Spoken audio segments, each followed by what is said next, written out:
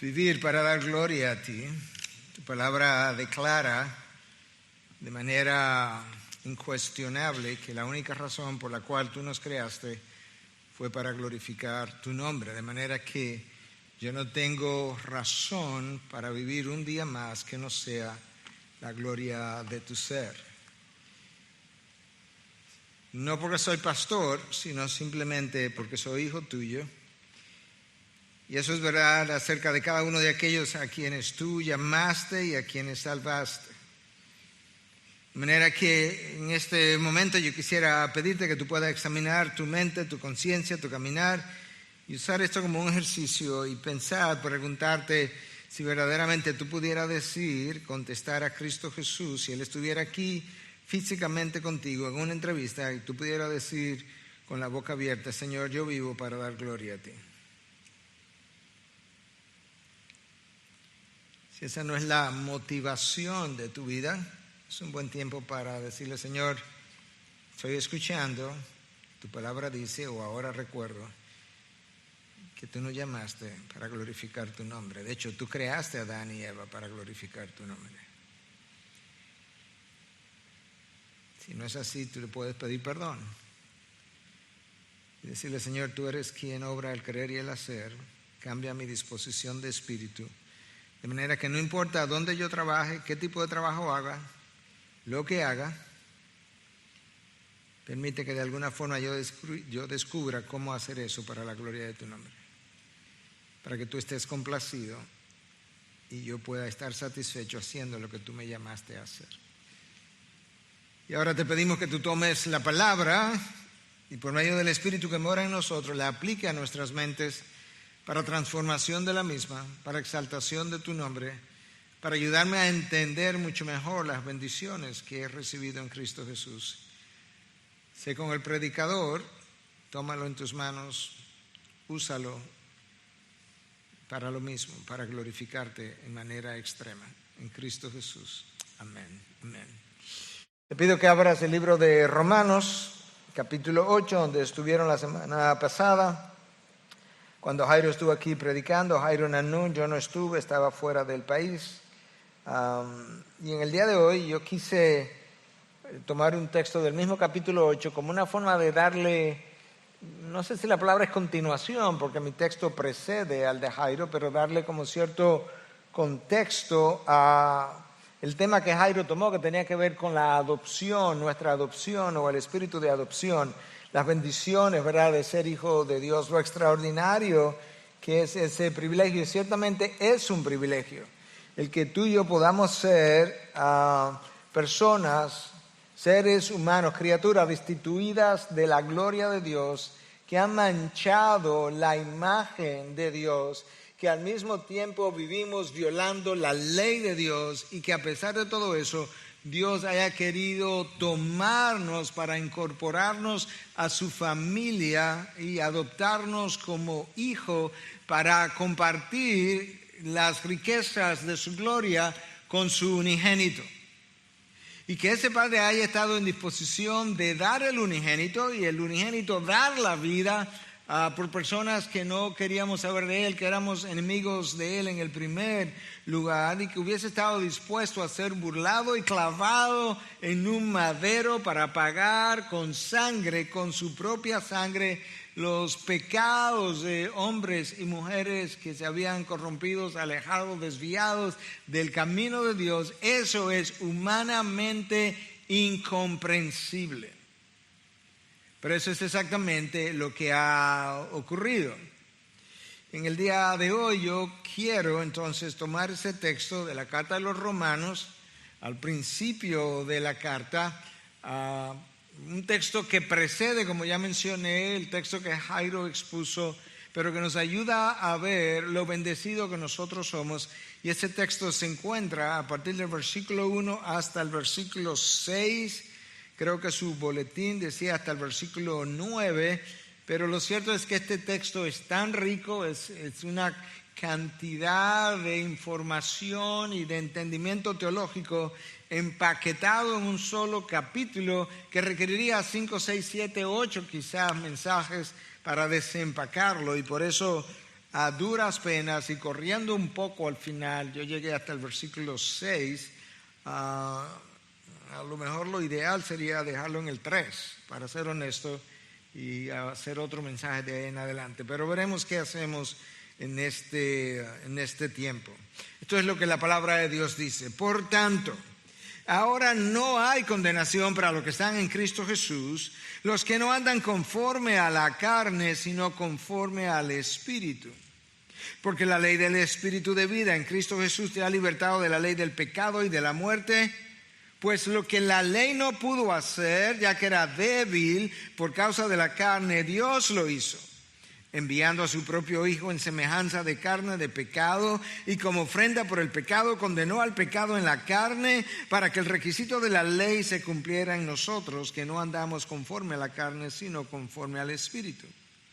Porque los que viven conforme a la carne ponen la mente en las cosas de la carne, pero los que viven conforme al Espíritu en las cosas del Espíritu. Porque la mente puesta en la carne es muerte, pero la mente puesta en el Espíritu es vida y paz. Tú puedes ver cómo comienza el texto. Es una frase, por tanto. Lo que implica que yo tengo la obligación, si vamos a entender el capítulo 8 de Romanos en su contexto adecuado, yo necesito conectar lo que el autor comienza a decir, no solamente con el capítulo 7, que es el capítulo anterior, sino con todos los capítulos anteriores hasta llegar al 8, para poder entender, saborear mejor esta frase de no hay condenación. Y antes entonces de continuar, permítame brindarle como el marco de referencia de todo el capítulo 8 de Romanos. No un resumen, sino como un marco de referencia que Warren Wiersbe hace en su comentario, y esta es la manera como él lo hace.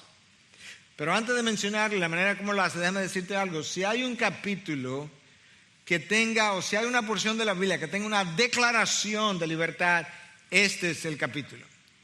Y esta es la razón por la que algunos han pensado que este quizás sea el capítulo más extraordinario de toda la Biblia. Hay una declaración de libertad en este capítulo.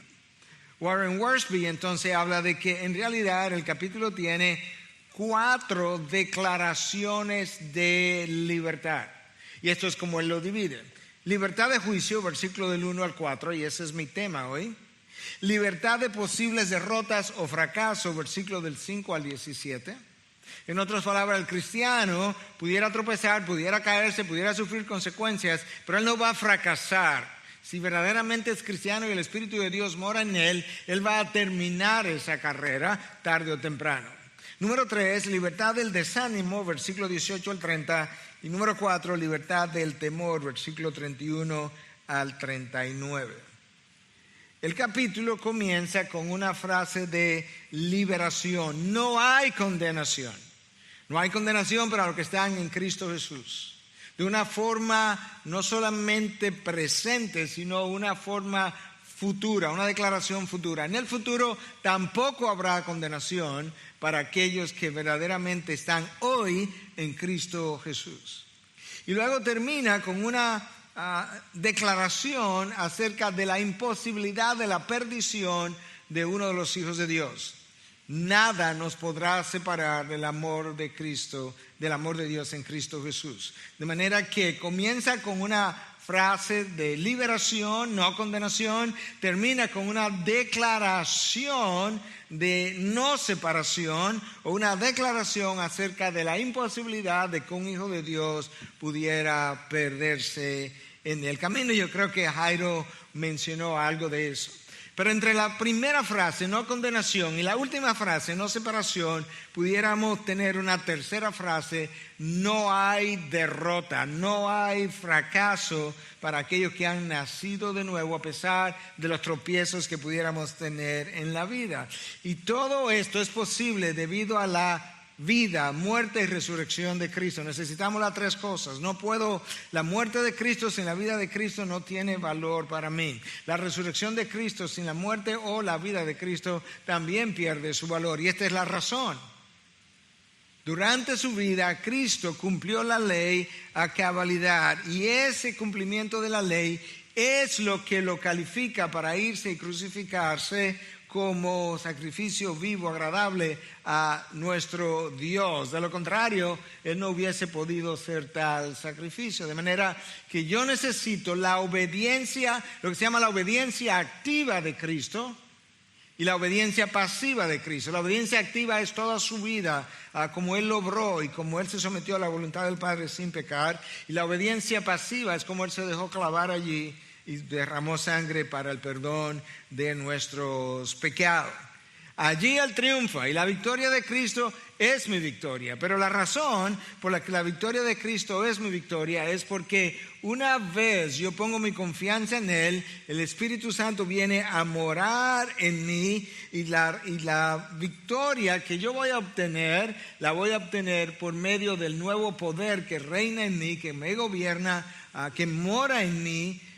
Y ahí el rol del Espíritu en la vida del creyente, que permite entonces que al final de mis días no haya condenación, y que permite que al final de mis días no haya separación tampoco. A pesar de que el Espíritu Santo prácticamente no es mencionado en los primeros 7 capítulos, cuando llegamos a Romanos 8 es la persona de la Trinidad que sea más mencionada en este capítulo, con una mención de 19 veces. Así de importante es el rol que el Espíritu juega en nuestro proceso de santificación y de perseverancia, que es lo que Romanos 8 nos va a estar explicando. Pero dijimos que teníamos que conectar el capítulo 8 de Romanos con mucho de lo que la Biblia dice en los primeros 7 capítulos, pero incluso tenemos que conectarlo a algo con lo que pasó originalmente en el libro del Génesis. Adán peca, y tan pronto pecó, su mente fue oscurecida. Ya no tenía el mismo entendimiento que un minuto anterior. De esa misma manera su corazón se endureció, su voluntad quedó esclavizada al pecado. En un solo momento, en una sola acción, en una sola conversación, en un solo acto de desobediencia, la mente queda oscura, el corazón queda endurecido y la voluntad queda esclavizada. Y la razón por la que eso se da es porque nada de eso estaba presente cuando Dios estaba con él. Cuando Dios se retira, inmediatamente esas condiciones cambian. Y de esa forma es que tú vienes al mundo, y de esa forma es que tú llegas hasta recibir a Cristo por primera vez, donde las cosas comienzan a cambiar. Cuando tú lees en el libro del Génesis qué pasó después de la caída, las cosas comienzan a ir de mal en peor, de mal en peor, de mal en peor, hasta que tú llegas a Génesis 6, versículo 5, y esto es lo que leemos. El Señor vio que era mucha la maldad de los hombres en la tierra, y que toda la intención de los pensamientos de su corazón era solo hacer siempre el mal. ¿Notaste el absoluto? Toda intención de los pensamientos de su corazón era solo hacer siempre el mal.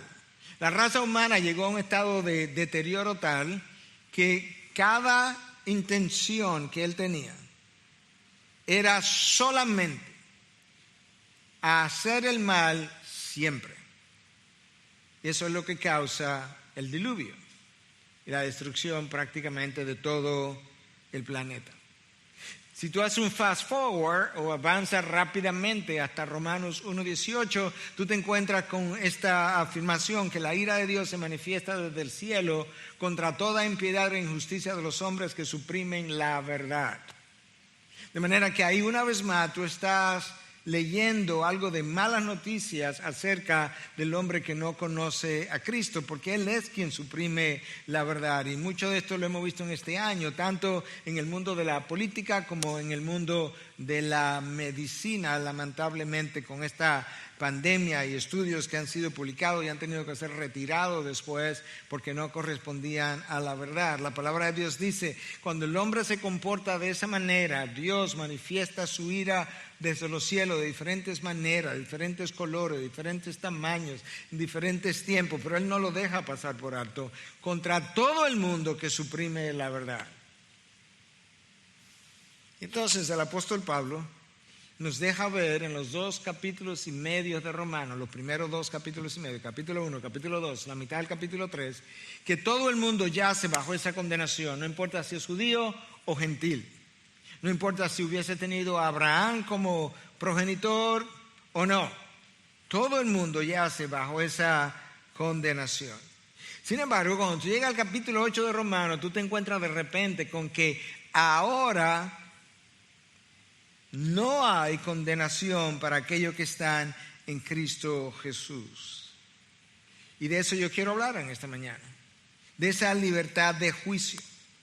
Porque esto es buena noticia, después de 7 capítulos de malas noticias, de cómo el hombre estaba condenado, cómo el hombre no podía ser justificado por las obras de la ley, de repente aparece una buena noticia de que si estás en Cristo Jesús, y esa es la frase clave, si estás en Cristo Jesús, no hay condenación para ti, no lo hay hoy, no lo habrá mañana. El hombre está en Adán o está en Cristo Jesús. De manera que si hay alguien aquí en esta mañana que no goza de salvación, él no está en Cristo, él está en Adán, su primer progenitor, por así decirlo. Pero una vez nosotros recibimos el nuevo nacimiento, entonces pasamos a estar en Cristo Jesús. Para aquellos que están en Cristo Jesús, no hay ni habrá condenación. Cuando Adán pecó, Adán no sabía, y no estoy seguro si llegó a saber, cuán profunda fue la caída que él sufrió. Él sometió toda la creación a corrupción, hasta el punto que aún hoy en día, después que un creyente, después que una persona llega a ser creyente, ese creyente todavía lucha con lo que los reformadores llamaron pecados remanentes, pecados que están todavía en tu vida, pecados que todavía te hacen tropezar, que te hacen caer, que te hacen pudieran hacerte lucir en ocasiones como si tú no fueras creyente. Eso todavía está ahí. Después que el Espíritu de Dios, la tercera persona de la Trinidad, viene y mora en ti, después que ha efectuado un trabajo de santificación, hay ocasiones, hay cosas en la vida de ciertos creyentes que tú dices, pero eso lo hizo una persona nacida de nuevo. Y eso te revela un poco la profundidad de la caída y la severidad de los efectos de la caída. Entonces, habiendo revisado parte, ¿verdad?, del contenido, antes de llegar a Romanos 8, déjame darte un poco más de detalle del contexto inmediatamente antes del capítulo, que es el capítulo 7. Para que puedas entender, saborear mejor la frase no hay condenación. En 7:7, Pablo nos dice que la ley revela el pecado. Eso para mí no es buena noticia. Yo quisiera no saber de mi pecado, pero cuando me aplico la ley, lo único que hago es como encontrarme que soy más pecaminoso de lo que pensaba. Los próximos 2 versículos, en capítulo 7, 8 y 9, versículo 8 y 9, Pablo nos dice que la ley suscita o provoca el pecado. ¿Tú puedes creer eso? La ley de Dios.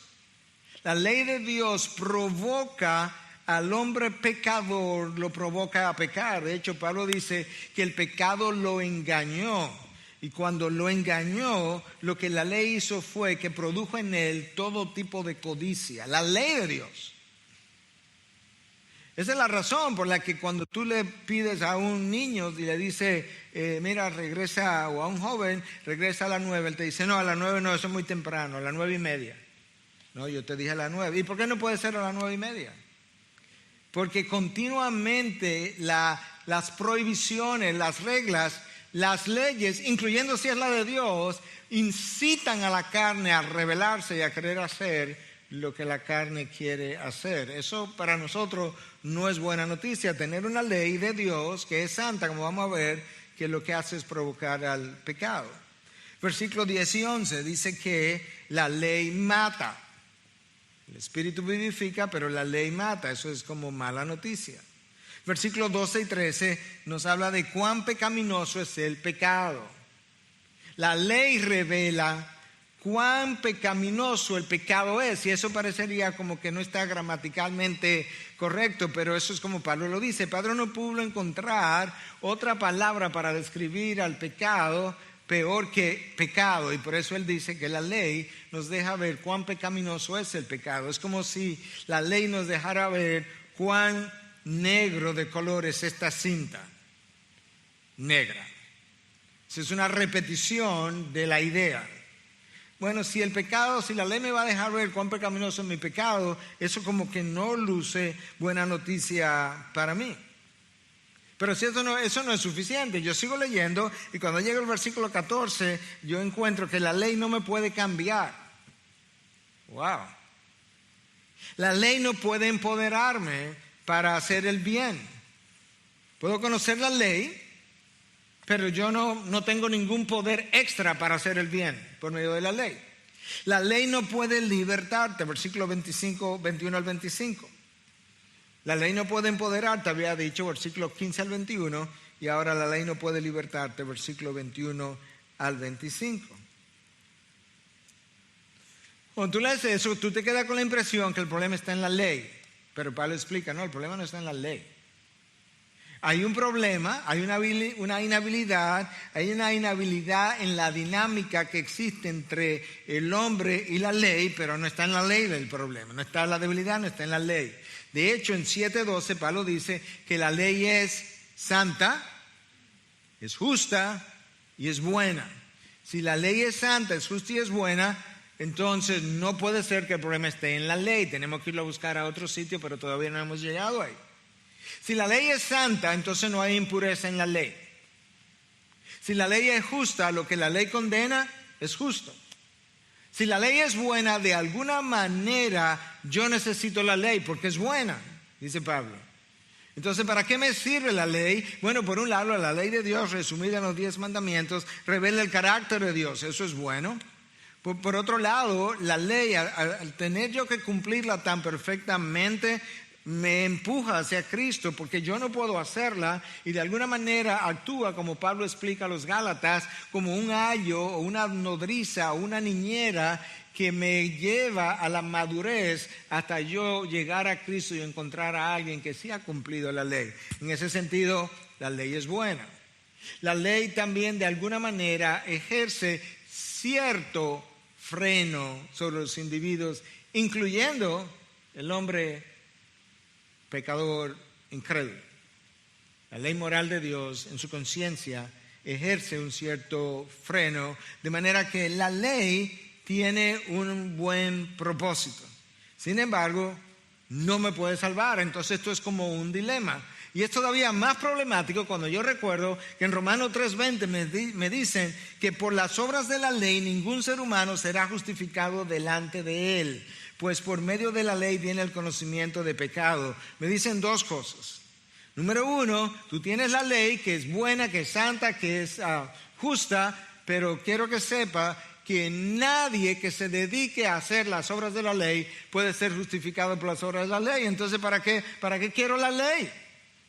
Bueno, yo te dije cuáles son los propósitos de la ley.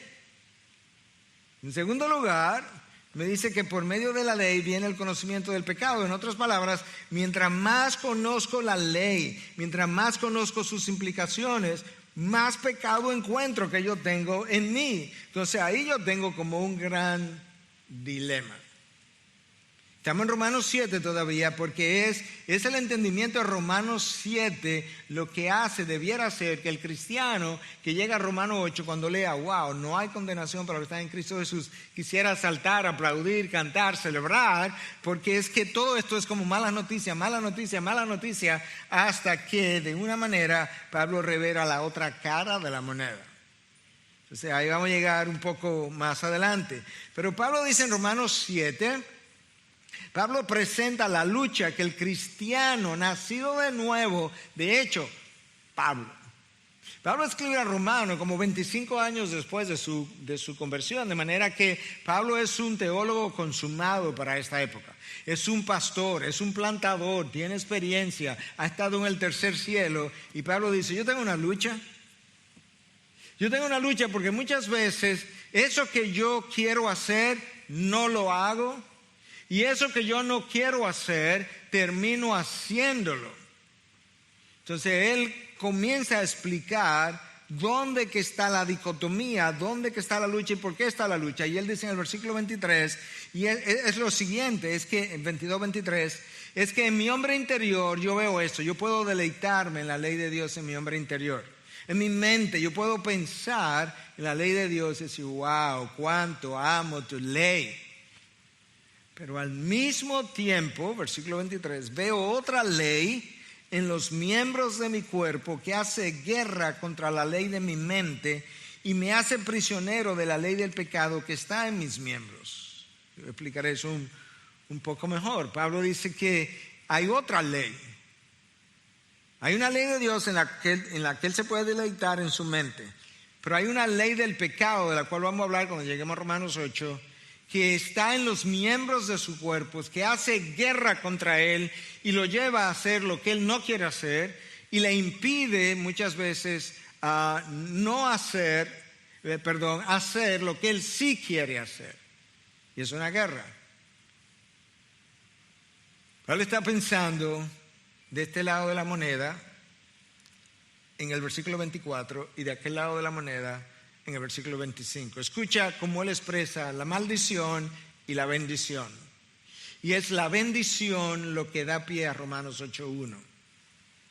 Oye la maldición, versículo 24. Miserable de mí, ¿quién me libertará de este cuerpo de muerte? Eso es una expresión como de angustia.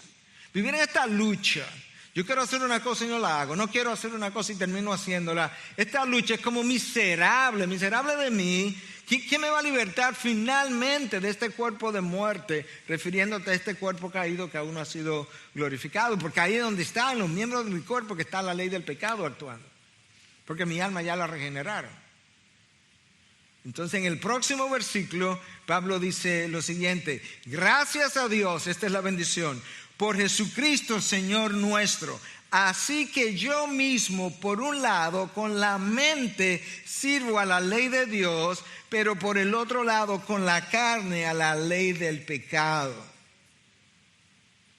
Por tanto, no hay condenación para aquellos que están en Cristo Jesús. Esa es la conexión entre, ¿sabes qué?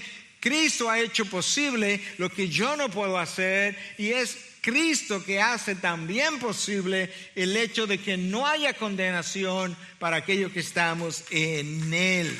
Ese es como, ¡qué liberación! Él es la respuesta a la condición miserable de mi cuerpo de muerte. Y entonces el texto continúa y dice, los que no andan, los que están en Cristo Jesús, ¿quiénes son? Los que no andan conforme a la carne, sino conforme al Espíritu. Ese versículo primero, que es donde estamos, es ahora donde comienza Romanos 8, de manera que ahora comienza el mensaje, así que tengan paciencia. Hay varias palabras claves. La primera es por tanto, ya yo le expliqué, es la palabra conectora entre las verdades del capítulo 7 y verdades del 1 al 7 con lo que sigue ahora en Romanos 8. ¿Ok? Entonces no podíamos entrar a Romanos 8, por así decirlo, sin ayudarle a conectar todas estas malas noticias con finalmente esta extraordinaria noticia de que no hay condenación. Segunda palabra clave, ahora. Ahora, ¿y por qué no antes? No ahora. Recuerda que todos hemos pecado, se nos dice en Romanos 3:23, y hemos sido destituidos de la gloria de Dios. Eso es cierto. Pero ahora el panorama ha cambiado. Entonces, ¿cuál es la diferencia ahora? Recuerda que Pablo está escribiendo post-resurrección, post-crucifixión.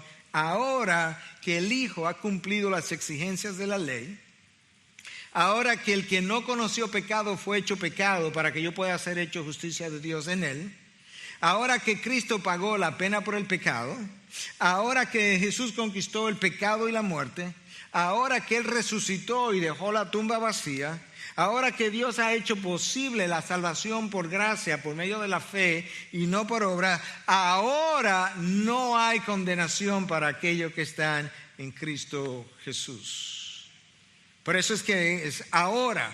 Por eso es que la cruz era necesaria. Hasta que Cristo no hiciera lo que hizo, todavía no estaba consumado. Y de ahí entonces que Pablo está diciendo, ahora por fin, finalmente, lo que había sido anunciado por tanto tiempo, el Cordero de Dios que quita el pecado del mundo, puso fin al resto de los corderos sacrificados por cientos de años. No hay condenación finalmente. La tercera palabra clave es condenación. Leon Morris en su comentario habla de que esta palabra es una palabra forense, legal, que implica o que incluye tanto la sentencia como la ejecución. El juez da una sentencia, pero luego hay que ejecutarla. Hay personas, como ustedes saben, en Estados Unidos y quizás otras naciones que han sido sentenciados a la muerte. Esa es la sentencia. Pero entre la sentencia y la ejecución de la sentencia a veces pasan 5, 8, 10, 12 años. Y hay algunas cosas que ocurren a veces cuando finalmente se evita que la persona vaya a la silla eléctrica y se deja en la cárcel por 30 años o por cadena perpetua, dependiendo de la nación.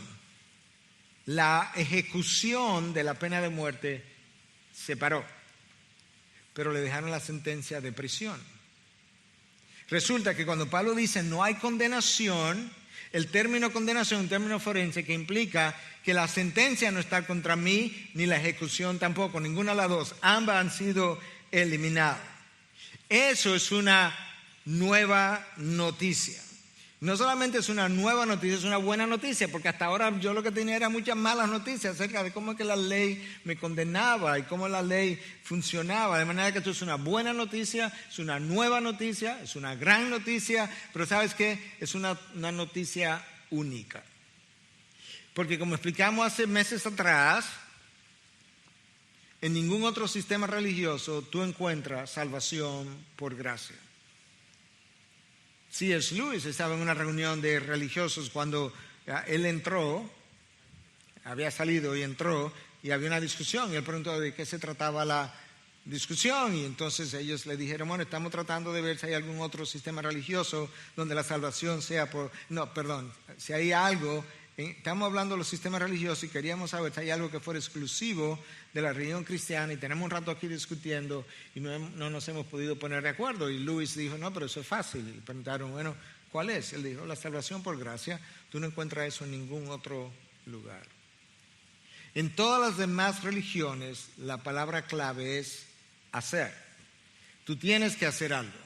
En el budismo hay 8 pasos.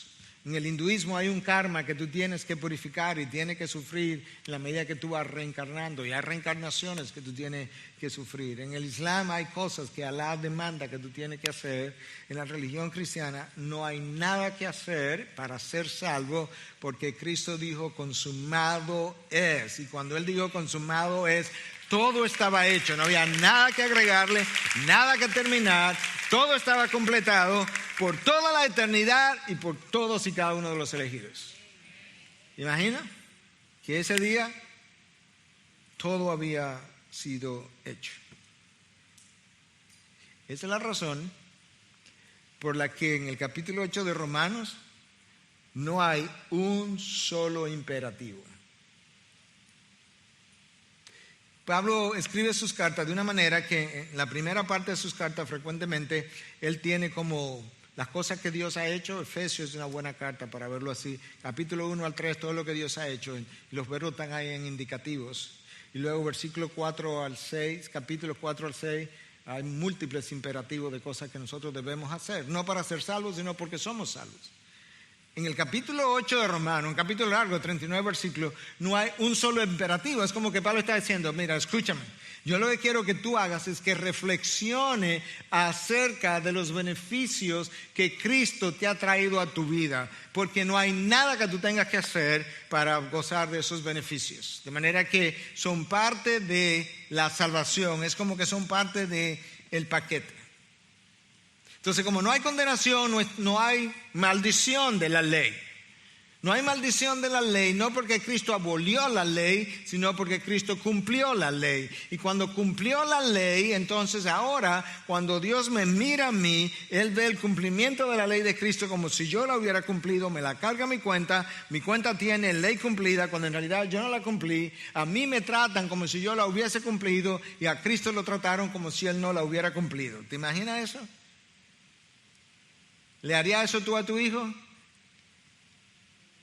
Como dice en inglés, no way, no how. Si mi hijo cumple la ley y tú no, que te claven a ti, pero no a mi hijo. Pero ese no fue Dios Padre. Entonces tú puedes ver de qué manera es que funciona el cumplimiento de la ley. Entonces cuando Cristo cumple la ley y es clavado en la cruz, Él nos liberó de la maldición de la ley. Maldito es todo aquel que es clavado en un madero. Nos liberó de la maldición de la ley, nos libertó de las exigencias de la ley y nos libertó de la corrupción de la carne que me impedía cumplir la ley. ¡Wow! Imagínate esa liberación, es una liberación increíble.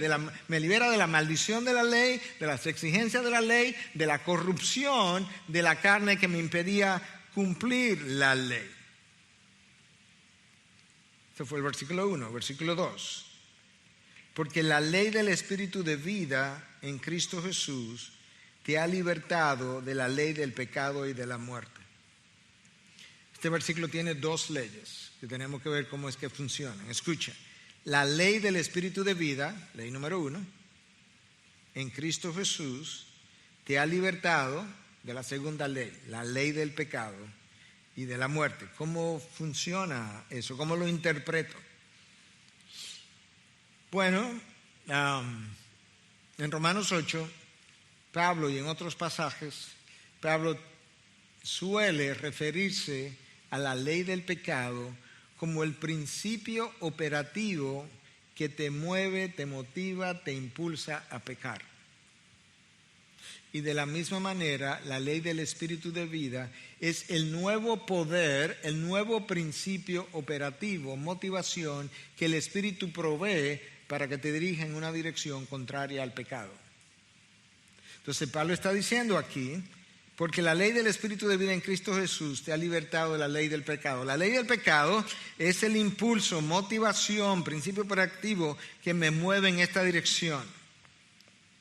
Él dice, cuando tú eres nacido de nuevo, el Espíritu viene a morar a ti, Él pone en ti tanto el querer como el hacer, hay un nuevo poder, hay un nuevo principio operativo y ahora tú puedes moverte en esta dirección. Dicho de otra manera, por otros teólogos, creo que era Calvin que decía, antes de tú nacer de nuevo, tú tenías una sola opción, tú pecabas o pecabas. Tú o ibas en esta dirección o ibas en esta dirección. ¿Por qué? Porque no había otro principio que se opusiera a la ley del pecado. Cuando el Espíritu viene, entonces ahora hay la ley del Espíritu de vida que me provee un nuevo poder y ahora yo puedo pecar, porque todavía tengo pecado remanente, pero puedo no pecar. De hecho, si tú miras la ley de Dios, no la vamos a cumplir completamente, pero es posible que alguien pueda decir, o muchos podamos decir, yo nunca he cometido adulterio. Por ejemplo, bueno, eso es un mandamiento que no es fácil de tú cumplirlo, cuando tú eres incrédulo, de alguna manera. Pero hay cosas así, por tanto, el nuevo poder en mí, que reside en mí, me ayuda a iniciar a cumplir la ley de Dios, no para ser salvo, sino para honrar el carácter de Dios reflejado por la ley. La morada del Espíritu Santo es lo que hace que verdaderamente una persona sea hijo de Dios. No hay un hijo de Dios en quien no more el Espíritu Santo. No hay uno solo. Y por eso yo diría que la marca distintiva de un cristiano es la morada del Espíritu. Lamentablemente no lo podemos ver. Pero no hay ninguna actividad humana, religiosa, cristiana que garantice que tú eres cristiano. Déjame ponerlo de esta manera o ilustrarlo de esta manera. Tú puedes orar siendo cristiano y no siendo cristiano. Eso no garantiza que yo soy cristiano. Aún si tu oración es hermosa y bíblica.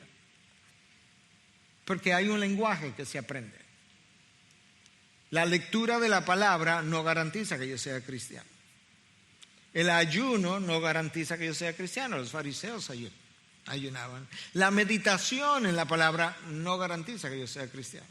Una profesión de fe no garantiza que yo sea cristiano. Múltiples personas han hecho profesión de fe y luego se han perdido para el resto de su vida. Ahora, la morada del Espíritu es el sello y la garantía de que yo soy hijo de Dios. Y es a través del poder del Espíritu que mora en mí, lo que Pablo llama la ley del Espíritu de vida.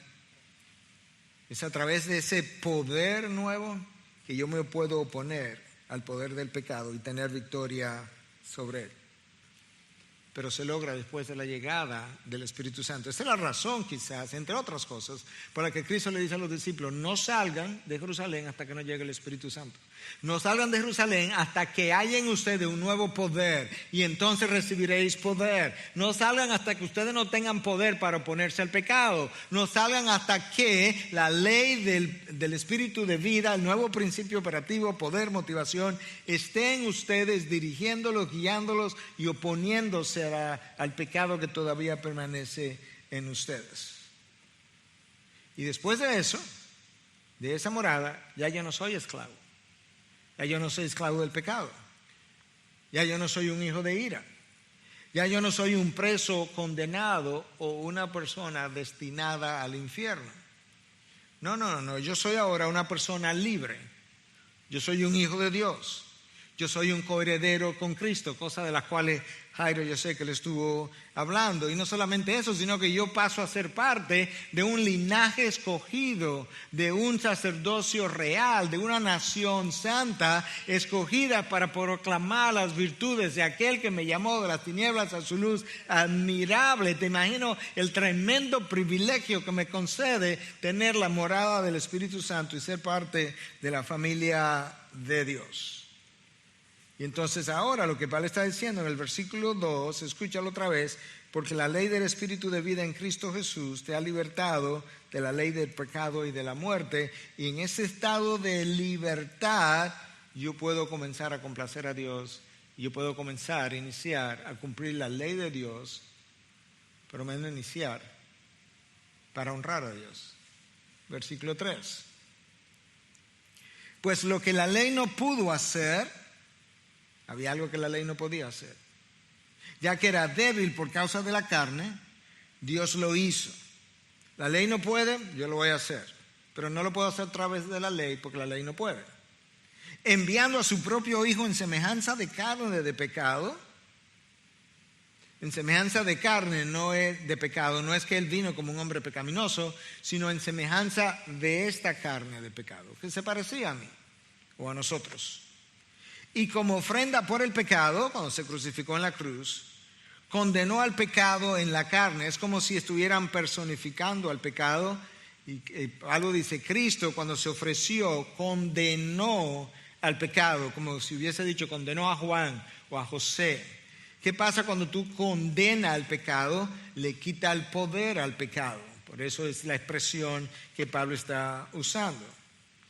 El texto comienza del versículo 3 diciendo que hay algo que la ley no pudo hacer. La ley era santa, era justa y era buena, pero había algo que no podía hacer. La ley era perfecta, pero era imposible de obedecer, aún de comenzar a obedecerla. La ley era justa, pero no podía justificarme. La ley era santa, pero no me podía santificar. La ley puede decirme que yo soy un pecador, pero no me puede salvar. Entonces había algo que la ley no podía hacer y Dios dice: ok, la ley no lo puede hacer a causa de la debilidad de la carne. En otras palabras, la ley era perfecta, era buena, era justa, era santa, pero el hombre caído no la puede obedecer. Esa es la debilidad de la carne. Por tanto, como él no la puede obedecer, la ley no puede hacer nada. No te puede santificar, no te puede libertar, no te puede salvar, no te puede empoderar, no te ayuda a obedecer. Es casi como si la ley fuera inservible, pero no es así. La ley tiene una función, tenía un propósito. Pero Pablo está diciendo que era causa de la carne. Entonces Dios tenía dos opciones: los mandó todo al infierno o yo envío a mi hijo a que cumpla la ley, de manera que habiendo cumplido la ley, su obediencia activa pueda ser cargada a la cuenta del resto de lo que llegarán a ser mi hijo. ¿Y cómo yo hago eso? Bueno, tengo que enviarlo en semejanza de carne de pecado, como otro hombre. Así él vino. Tengo que ofrecerlo como ofrenda por el pecado. Y cuando él se ofrezca como ofrenda por el pecado, él va a condenar el pecado. En otras palabras, le va a quitar el poder al pecado. ¿Qué es lo que Pablo le dice a los Corintios? En 1 Corintios 15, hacia el final. ¿Dónde está, oh muerte? ¿Dónde está, oh muerte, tu victoria? ¿Dónde está, sepulcro, tu aguijón? Algo así, o en el orden contrario.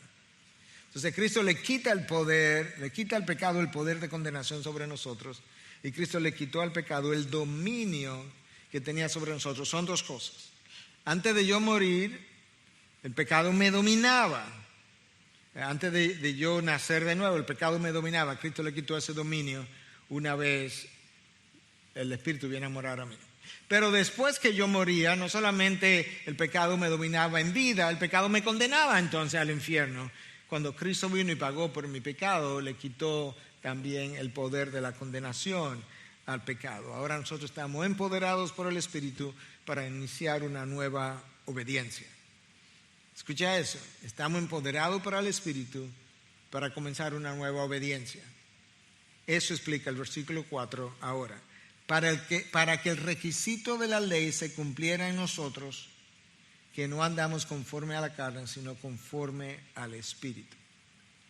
Algunos han tomado eso para decir que lo que Pablo está diciendo es que cuando Cristo cumplió la ley, entonces el requisito de la ley, como fue cargado a nosotros, ahora él puede decir para que el requisito de la ley se cumpliera en nosotros. Ya él dijo eso, de otras maneras.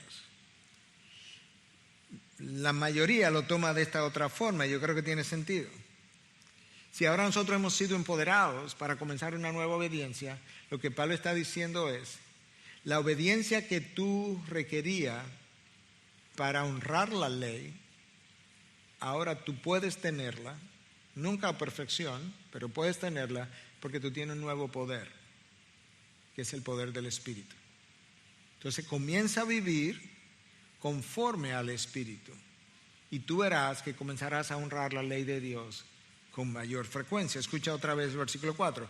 Para que el requisito de la ley se cumpliera en nosotros, que no andamos conforme a la carne, sino conforme al Espíritu. O sea, Cristo condenó el pecado para que el requisito de la ley, Cristo le quitó el poder al pecado de condenación y de dominio para que el requisito de la ley se cumpliera en nosotros, para que ahora nosotros pudiéramos comenzar a obedecer la ley, porque que no andamos conforme a la carne, sino conforme al Espíritu. La palabra de Dios divide el mundo en dos grupos, los que andan conforme a la carne y los que andan conforme al Espíritu. El apóstol Pablo describe el proceso de santificación como un andar. Él lo describe de varias maneras, pero en este caso lo está describiendo como un andar, como un caminar. ¿Andamos en la carne o andamos en el Espíritu?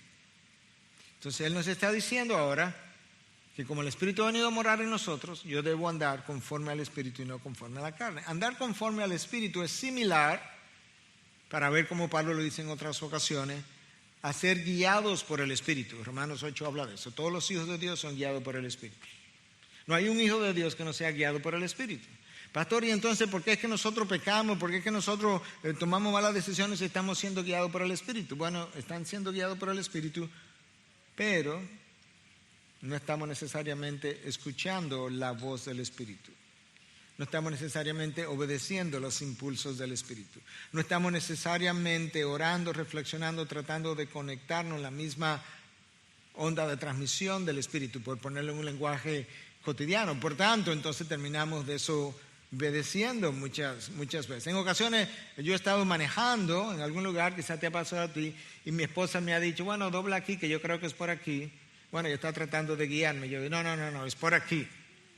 Y me voy por otra dirección y me pierdo. Bueno, no fue que ella no me guió, fue que yo ignoré su dirección, su instrucción. ¿No le ha pasado eso a ustedes? Dicen que los hombres no se paran a pedir direcciones, sino que ellos siguen. Pablo habla en otras ocasiones de vestidos del nuevo hombre. Eso es parte de cómo él dice ahora, andar conforme al Espíritu. En otras ocasiones, Pablo nos llama a deleitarnos en las cosas de Dios. Eso es una forma de decir, debe andar conforme al Espíritu. Otra forma de decir que debemos andar conforme al Espíritu es poner la mente en las cosas de arriba, como habla Pablo a los Colosenses en el capítulo 1. De manera que tú puedes ver que Pablo usa diferentes frases para hacer referencia a la misma idea. Versículo 5, porque los que viven conforme a la carne ponen la mente en las cosas de la carne, pero los que viven conforme al Espíritu en las cosas del Espíritu. Ok, ahora tú puedes ver que aquí hay como un estilo de vida y una forma de pensar. Los que viven conforme a la carne, estilo de vida, ponen la mente en las cosas de la carne, forma de pensar. Pero los que viven conforme al Espíritu, estilo de vida, ponen la mente en las cosas del Espíritu, forma de pensar. Ahora yo entiendo, una forma de pensar lleva a un estilo de vida. Y literalmente siempre es así. Yo mencionaba que en mi último libro, Renueva tu mente, el capítulo penúltimo se llama de esta manera: para vivir bien tienes que pensar bien. No hay manera de vivir bien si no piensas bien. Pablo lo está expresando aquí de otra forma. Los que viven conforme a la carne, hay una sola razón para eso: están pensando conforme a la carne. Los que viven conforme al Espíritu están pensando conforme al Espíritu. Una vez más, aquí hay una división del mundo de toda la humanidad en dos grupos. No hay tres, no hay cuatro. El mundo tiende a dividirnos de otra forma: pobres y ricos, educados y no educados, hombres y mujeres, niños y adultos, sanos y enfermos, inteligentes y no tan inteligentes, nacionales y extranjeros.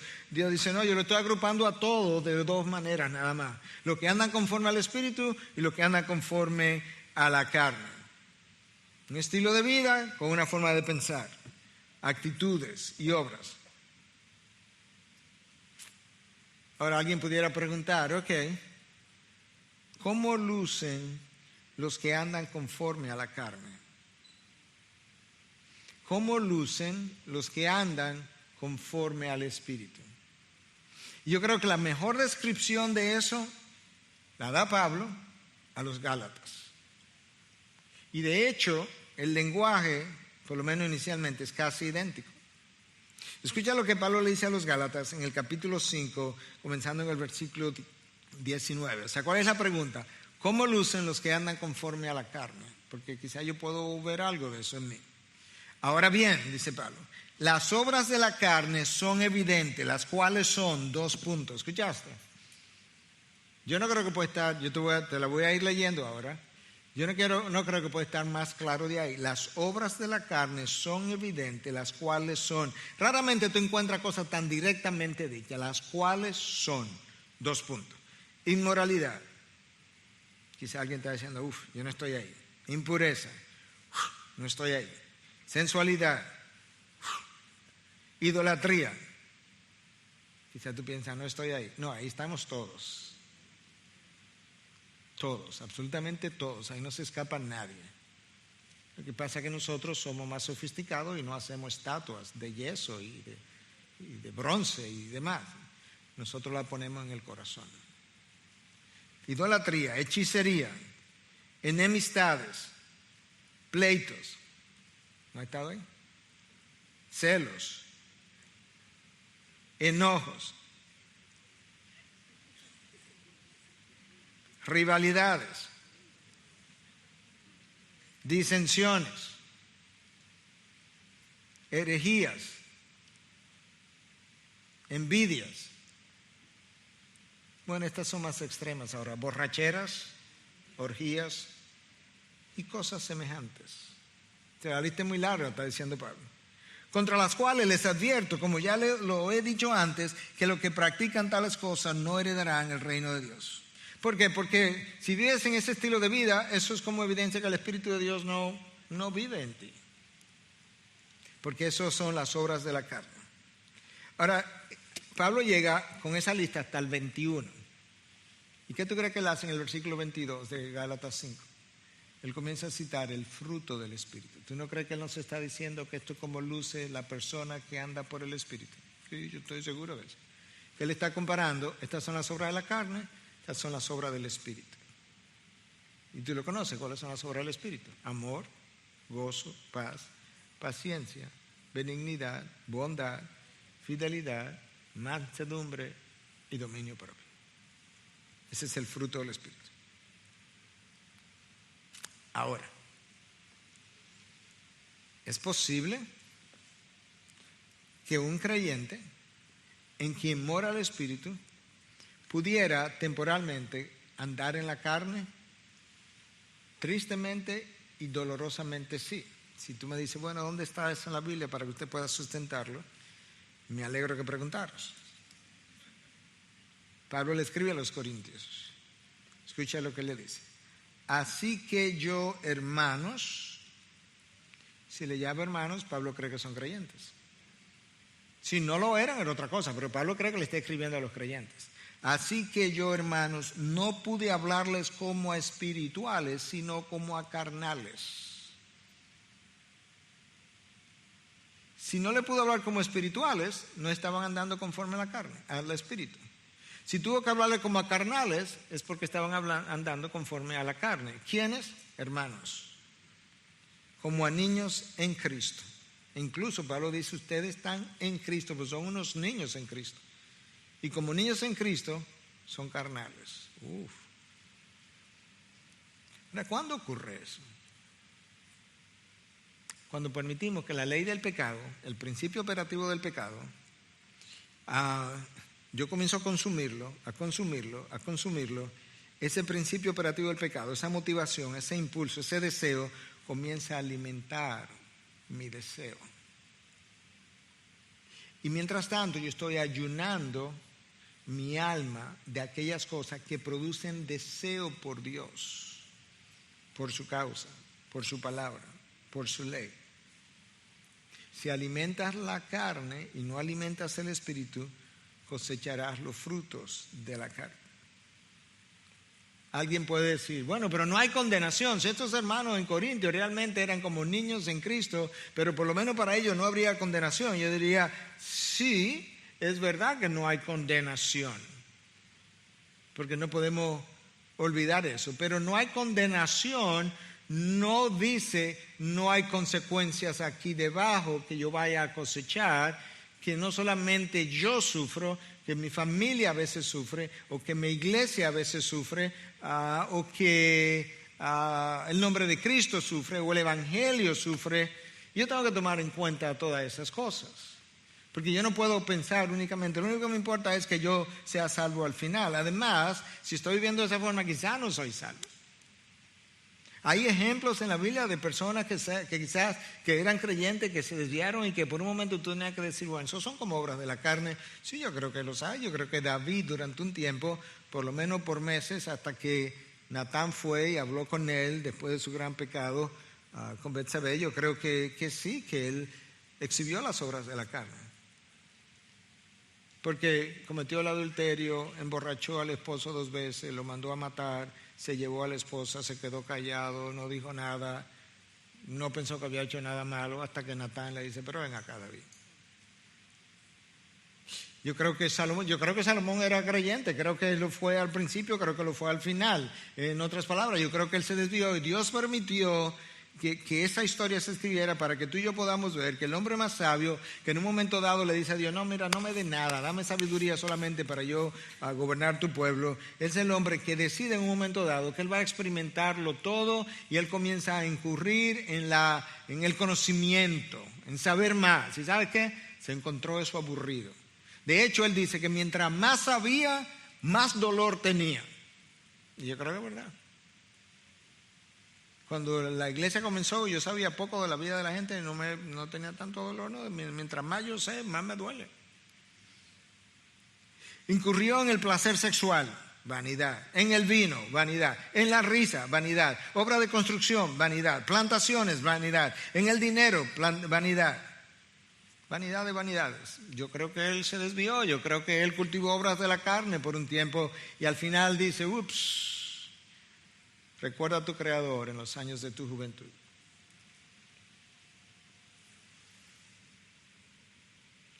Pablo en Romanos 5 describe un estilo de vida carnal versus espiritual, una forma de pensar terrenal versus eterna y un andar o caminar dominado por la carne versus guiado por el Espíritu. Y finalmente, versículo 16 y último, porque la mente puesta en la carne es muerte, pero la mente puesta en el Espíritu es vida y paz. Acá hay un estado ahora, un estilo de vida, una forma de pensar y un estado, vida o muerte. Cuando mi mente vive en las obras de la carne, estoy muerto en delitos y pecados. Si estoy muerto, no recibo las cosas de Dios, no entiendo las cosas de Dios, no quiero las cosas de Dios. Pero cuando yo tengo mi mente en las cosas del Espíritu, entonces vida y paz. No solamente vida, estoy en paz. La falta de paz muchas veces que experimentamos es porque estoy en obras de la carne. Y eso describe al creyente que persigue una vida de santificación. Para traer esto entonces ahora a un cierre. Entonces no hay condenación para aquellos que están en Cristo Jesús. ¿Cuál es la marca número 1 y la marca definitiva sine qua non y al mismo tiempo determinante de que yo soy un hijo de Dios? La morada del Espíritu. Y cuando la morada del Espíritu existe en mí, entonces eso, todo lo que Cristo ha logrado es contado a mi cuenta. Y eso implicaría, entonces, si el Espíritu mora en mí, implicaría que Cristo murió en mi lugar. Número 2, que Cristo cargó con mis pecados en la cruz y pagó la penalidad correspondiente. Que al yo depositar mi confianza en Cristo Jesús, la justificación que Él logró para mí en la cruz es entonces hecha realidad en ese momento cuando yo deposito mi confianza en Él. Que si el Espíritu mora en mí, Él me ha empoderado para obedecer la ley de Dios y honrarla de una nueva manera. Que si el Espíritu está en mí, Él está formando la imagen de Dios en mí. Ese es el propósito de Dios desde antes de la caída.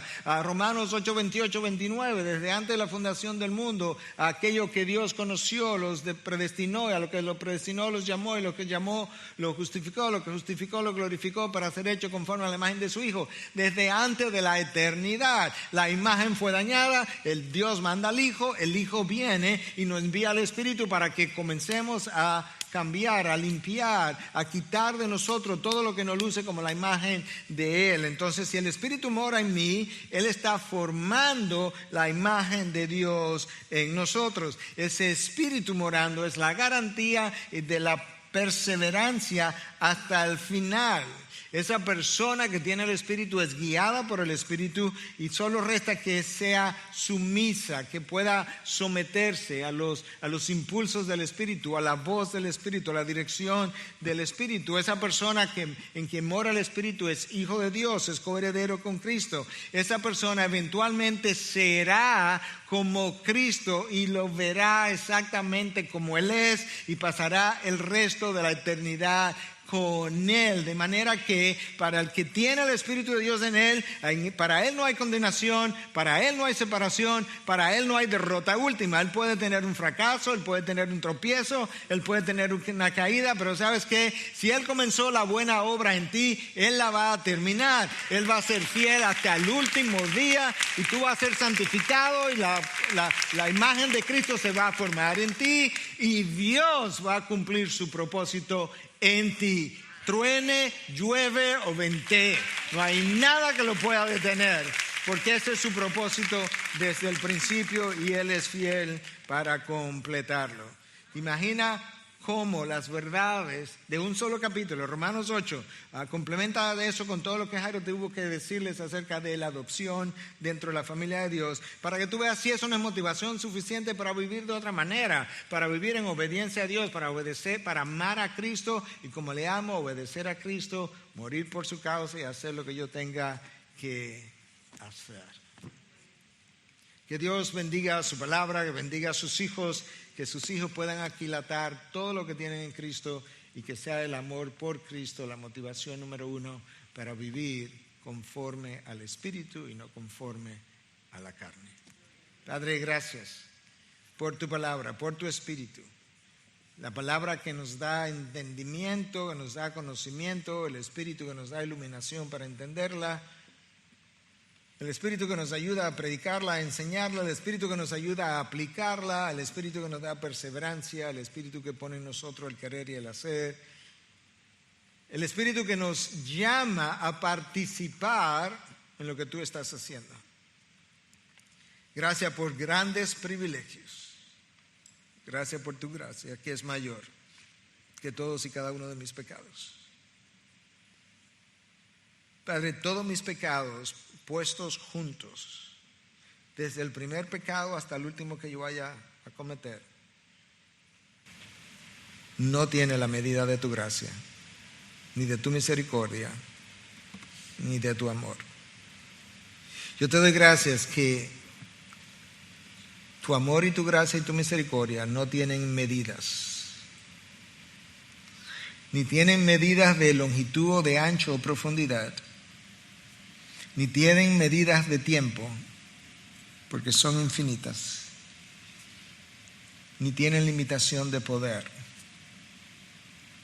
Gracias por poner dichos atributos a favor de criaturas caídas para hacerla como tu Hijo, en cuyo nombre oramos y su pueblo dice amén, amén. Bendiciones.